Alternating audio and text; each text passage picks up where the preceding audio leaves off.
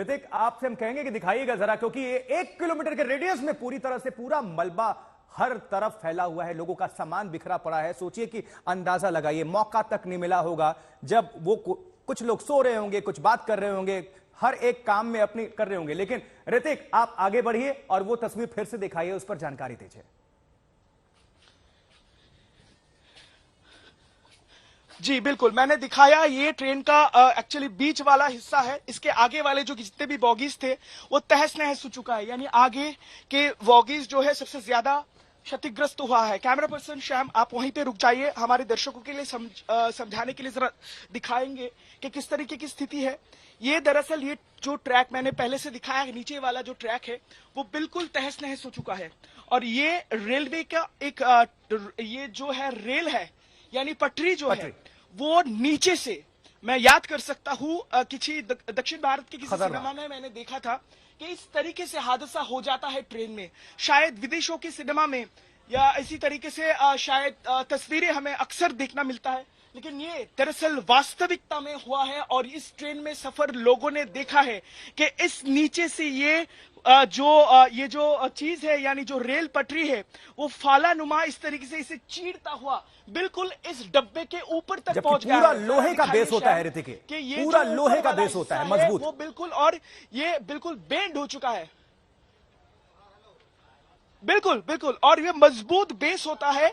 वो ऐसा नहीं हो सकता कि रेलवे के डब्बे के नीचे का जो हिस्सा बना होता है वो भी लोहे का बना होता है। इतना हम गंभीर, जरा मैं ये इसको मैं दोहराना नहीं चाहूंगा, लेकिन मान लीजिए अगर ये जो यूरिनल्स है, जो यहाँ पर जो टॉयलेट्स है इस डब्बे के, इसके सामने बिल्कुल ये हादसा हुआ है।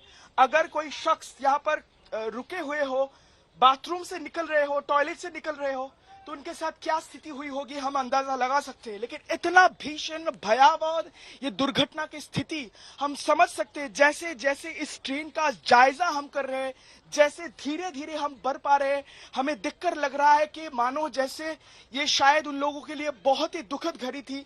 ये तस्वीर मैं फिर से हमारे दर्शकों को दिखाऊंगा कि जो तस्वीर अमूमन हम विदेशों के सिनेमा में देखते हैं, जो हम जो है मान लीजिए कि जो एनिमेटेड सिनेमा में दिखाए जाते हैं, वो वास्तविकता में ये फेस करना पड़ा।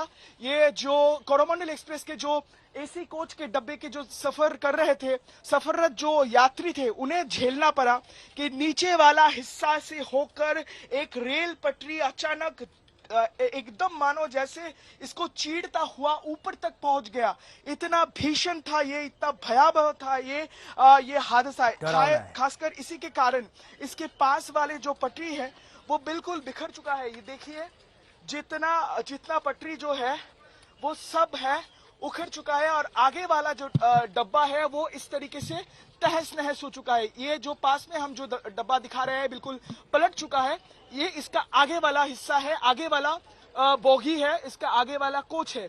तो हम बखूबी समझ सकते हैं कि किस तरीके की स्थिति थी, और ये स्पष्ट बयां कर रहा है कि ये बहुत ही दर्दनाक और एक डरा देने वाला मंजर था। हम चलिए और थोड़ा आगे बढ़ेंगे, अगर आप मुझे समय देंगे तो। लेकिन जिस बात की जिक्र मैं जरूर करना चाहूंगा, अश्विनी विश्वनाथ उन्होंने वो आकर जो अहम बात की पुष्टि की है कि जब तक ये रेलवे कमिश्नर सेफ्टी, यानी रेलवे सेफ्टी कमिश्नर की जो रिपोर्ट जब तक नहीं आ जाती, तब तक इस बारे में कुछ बात कहना मुश्किल होगा कि किस कारण से ये हादसा हुआ। जिस तरीके से मौका स्थिति से हमें जानकारी मिल पा रही है, रेलवे के एक सूत्र हमें बता रहे थे कि शायद हो सकता है कि पहले इस ट्रेन का डीरेलमेंट हुआ होगा और इसी के कारण ये ट्रेन जो है डीरेल होकर इस तरीके से पटरी से उतर गया। आगे जाकर जो हिस्सा है वो मालगाड़ी से टकरा गया, और इसी के कारण इतना भीषण भयावह रहा ये दुर्घटना। लेकिन इस बारे में पुष्टि अभी तक रेल मंत्री नहीं करना चाहे हैं।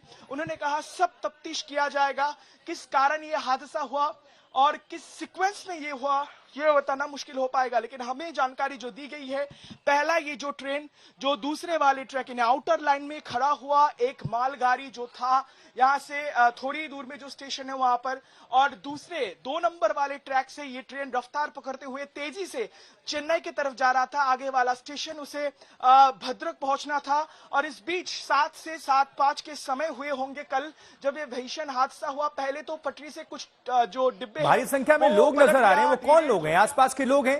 क्या वो उत्सुकतावश पहुंचे हैं या फिर मदद के लिए, या फिर कौन लोग हैं ये? इनको भी समझना होगा कि रात बचाव में कोई दिक्कत ना हो, इसलिए दूरी बनाकर रखें बेहतर है। देखिए, इस तरीके के हादसा,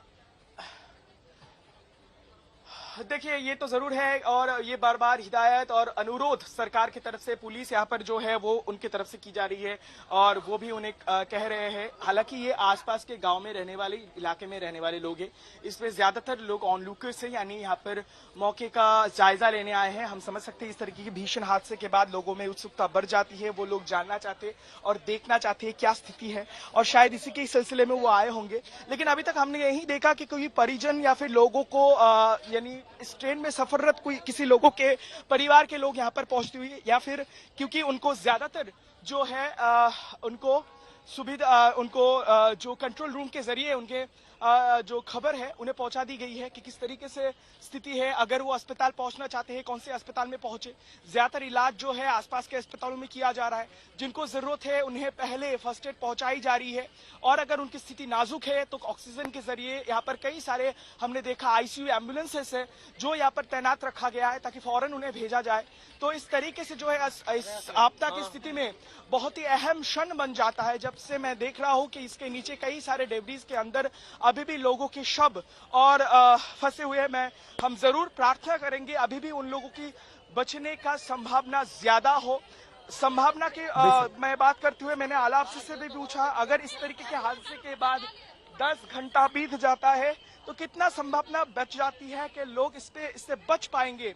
तो वो कहते हैं कि इस तरीके की स्थिति में वो खोजी कुत्ता, जैसे मैंने देखा एनडीआरएफ में कल कुल 10-12 ऐसे खोजी स्नीफर डॉग्स जो है वो यहाँ पर थे। रात भर उन्होंने तलाशी ली और खोजा कि किसी भी तरीके से इन सब ट्रेनों के डिब्बों के अंदर किसी तरीके से कोई जिंदगी का निशान तो नहीं है, अगर है तो उसे फौरन निकाला जाए। और ऐसा किया भी गया। हमने देखा, मैं करीब 2 बजे यहाँ पर पहुंचा और रात भर इसी तरीके से मशक्कत चली, लोगों को एक तरीके से जद्दोजहद की गई, और इसमें कई सारे लोग, स्थानीय लोग जो है वो भी यहाँ पर आए।